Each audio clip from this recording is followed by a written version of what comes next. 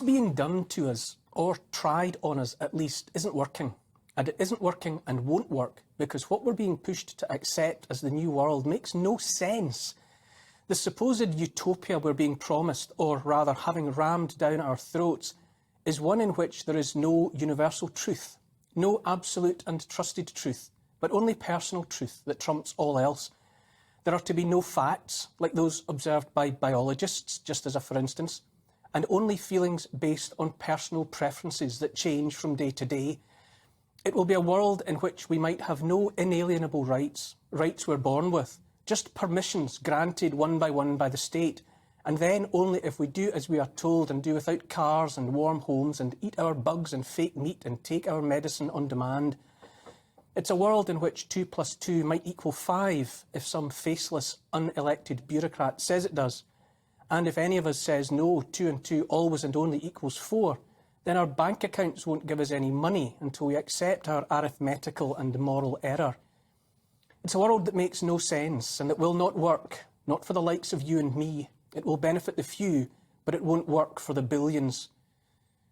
In the world of before, some of us had tried to learn to treat our fellow citizens as equals and to judge them only by the content of their characters. In the new world, we're to be born stamped and cursed with the sins of our ancestors, or burdened with the yoke of oppression that was borne on the shoulders of those that went before. And above all else, we are absolutely to judge and be judged by the colour of our skins. This judging of a person by the colour of his or her skin is a glaring example of an idea that makes no sense and does not work. The trail to the new world is being blazed by those who call themselves progressive. Among much else, progressives say they hate racism and that it is the duty of all of us to be actively anti-racist. Progressives say we must teach our youngest about white privilege, introduce critical race theory to the classroom. But as soon as the US Supreme Court overturned Roe v. Wade and put the individual states of America in control of laws on abortion, the progressive racist knives on the left were out for a black judge named Clarence Thomas, one of the majority that struck down the 1973 ruling. Thomas, only the second African-American person to sit on the Supreme Court, and having occupied a place there since 1991, is, in the eyes of many who count themselves progressive, evidently the wrong sort of black man. As a black African-American, he ought, the progressives thought, to have belonged to them, and so done their bidding promptly and without hesitation. Justice Clarence Thomas, however, had his own mind and made his own decision, which was not the one they wanted him to make. All at once, the N-word was back and being thrown in his face. On social media, he was described, among other things, as just another dumb field. I'll leave you to fill in the blank, starting with the letter N. He was also called a slave, again with the N-word as a prefix. An N-word slave to his white wife, who was called a nutcase, just for good measure. We might just cut to the chase and say Justice Clarence Thomas was called everything under the sun by the progressive, pro-choice, pro-abortion side of the debate. Racism is one of the oldest sins of humankind. The N-word might be the ugliest name a human can call another human. In 20th century America, the Ku Klux Klan hid their faces within white pointed hoods. In 21st century America, it turns out progressive politics provide the necessary cover for naked racism. Aside from feelings and opinions about abortion, deeply and passionately held, aside from the unforgivable return of one of the most offensive words in any language, and a slew of other racist insults too many to list, this behaviour by self-proclaimed progressives makes no sense, not least because it is simply inconsistent. It's also hypocrisy of the most obvious sort. Let's remember these are people who say they hate racism and racists, and yet the moment a man, a black African-American man, did something they didn't like, which is to say step out of line, the vilest manifestation of racist thinking was an instant, easy, comfortable fit in some of their mouths.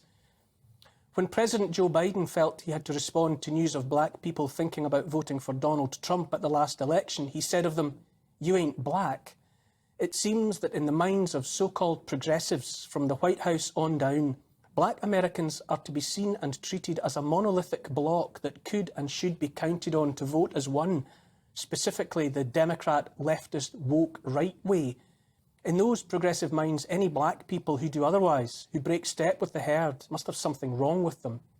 If thinking that all members of a racial group can be counted on to think and act as one isn't racist to the core, then I don't know what is to be described as racist.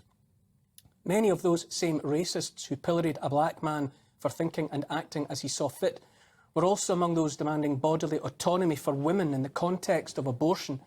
Where were they when women and men were losing their jobs for refusing the COVID-19 injections?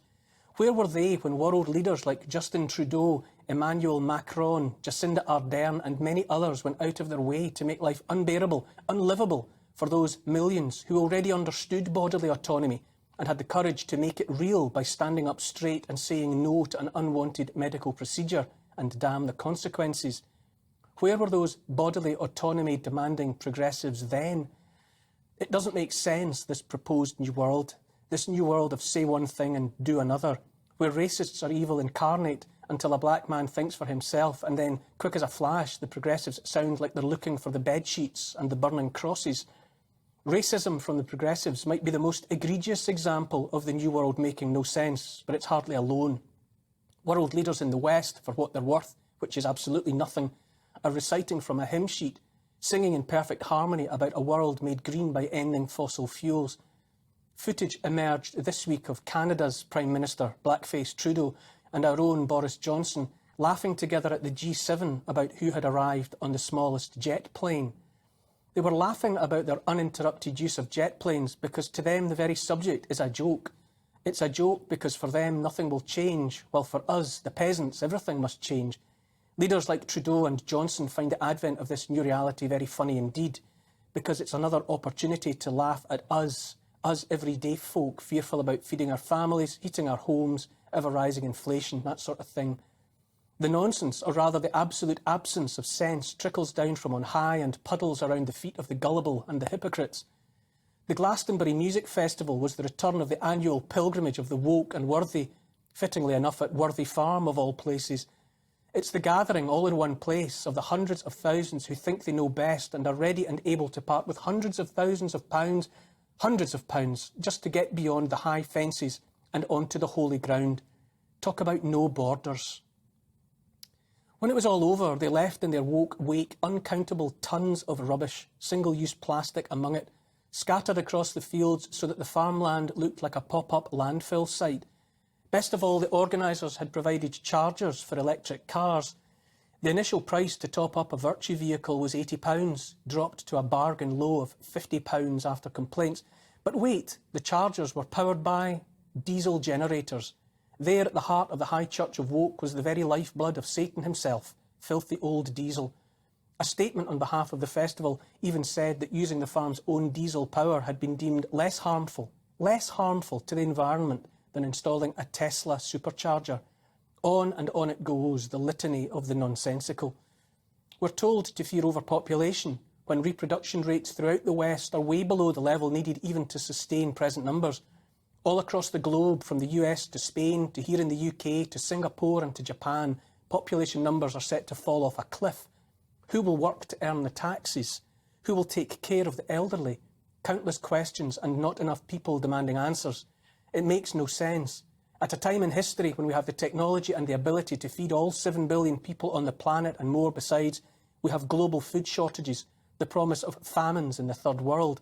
We have a fuel crisis while coal, gas and oil lie untapped under the lands of the West, and while nuclear power remains pariah in the minds of those who would rather the poor got poorer, the hungry got hungrier and the cold got colder.